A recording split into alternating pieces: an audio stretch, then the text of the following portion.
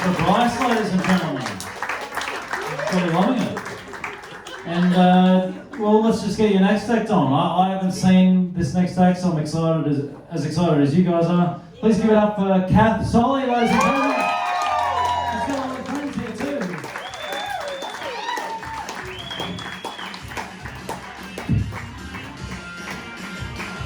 I can handle a poll, I promise. That was an accident. All right, let's get the crowd going, guys. Can I get a woo? Can I get a that was actually just my impression of a woo girl turning into a pterodactyl. You are welcome. I'll be honest, I heard that there was the whipping going on for the time limit, and none of my Bumble drugs have been willing to do that this month, so I might just fumble towards the end and just see what happens, if you don't mind.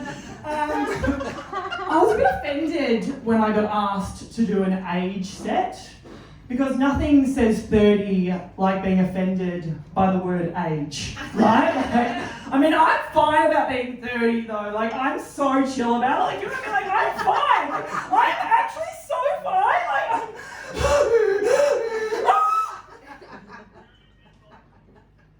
Whoa. Anyway, was anyone else like just really vague when they said they were going to the show in the Cross tonight? Like you're just super vague about it? Like I enjoyed saying to people I'm getting on stage in King's Cross tonight and just not giving away whether I'd be getting nude or not. And the night is still young, my friends, the night is still young. But I am not. Take it off. I am 30, yes. I turned 30 a few months ago. And I really understood why those wanker mums do that thing where they go like, oh yes, my son Jackson, he's 24 months old. He's 24 months old. It's like, shut up, Cheryl, he's 2. Literally could not be more 2. 24 equals 2. Could not be more 2. But when I turned 30, I was like, I don't like that age. Don't like it. So from here on in, I am 362 months old, 143 pounds, and I can confirm that Mum and Bub are doing well.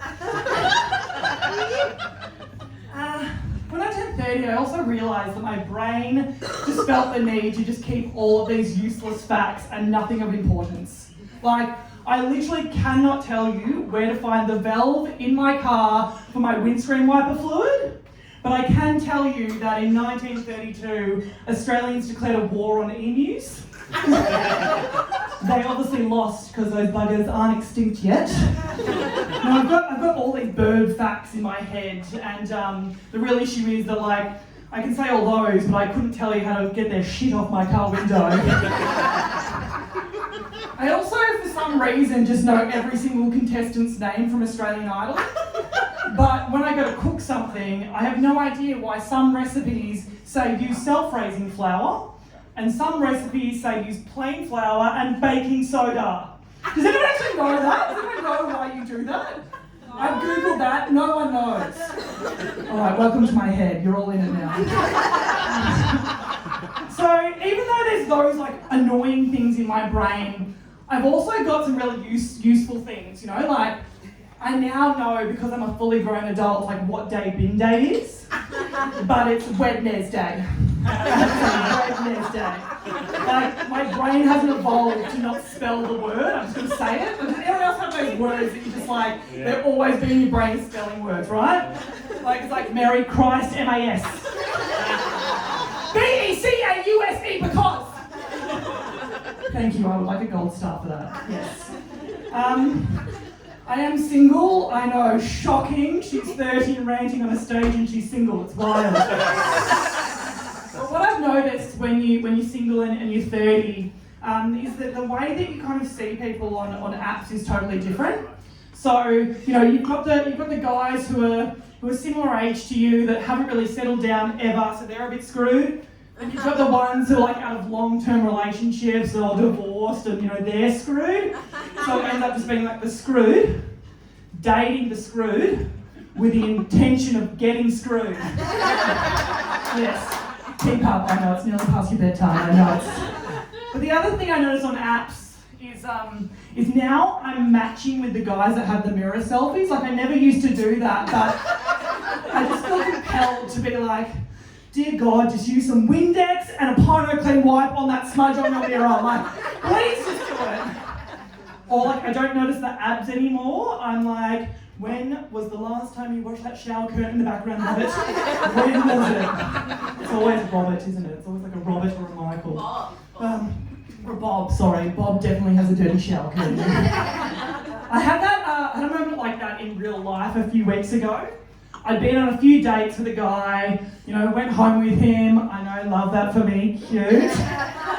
And, things were getting excitable. And then I got to his bedroom door, and I was like, oh, I have to stop. Oh, God. And literally, there was just like shit all over the floor. Not literal shit, like I'm not into that personally, but if you are, fair game. But yeah, I was just like, nothing is more of a turn off for a girl than just like dirty clothes. Like there's just bits of paper everywhere all over the floor. I was like, no, I can't do it. But then nothing's more of a turn off for a guy than when a girl in her 30s is like, no, clean your room before playtime.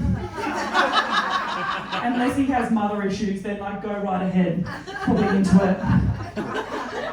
So another thing I noticed when I turned 30 was that the way people perceive your body and things you wear totally changes. I'm sure that some of the girls in the audience will understand this, that when you're in your early 20s or like late teens and you put on a short skirt and a crop top, you cop the like, oh, she's just a bit provocatively, isn't she? Oh, a little bit skanky, a little bit slutty. But then when you turn 30, I rock a crop top. And do you know what they call you now? Oh, she's brave. Brave. Showing her midriff, brave.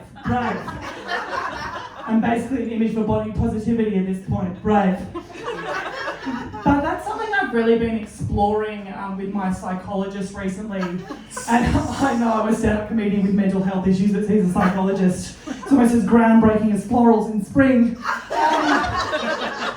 But I thought I really want to be like the image of bravery. And I spoke about getting nude on stage earlier, so I just thought why not? I just feel like, I am totally kidding. I started this set talking about dinosaurs. I cannot go from that to boobs out.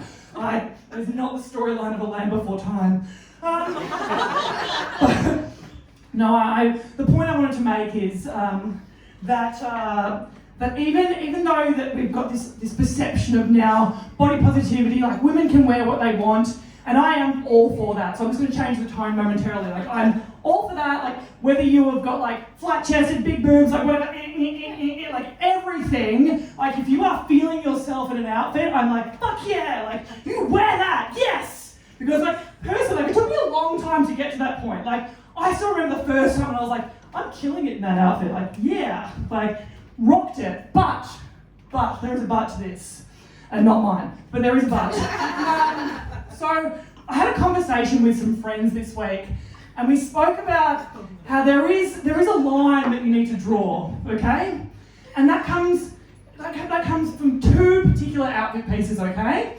That's the G-string bikini, and it's those leggings that your ass literally eats, ass crack in, they've gone internal at some point, they're deep in there.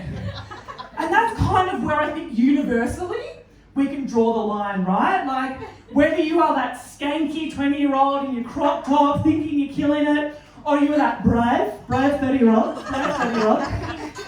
I think the universal truth for when you need to draw the line at those kind of outfits are, if you can see flaps, cover your gaps. Thank you.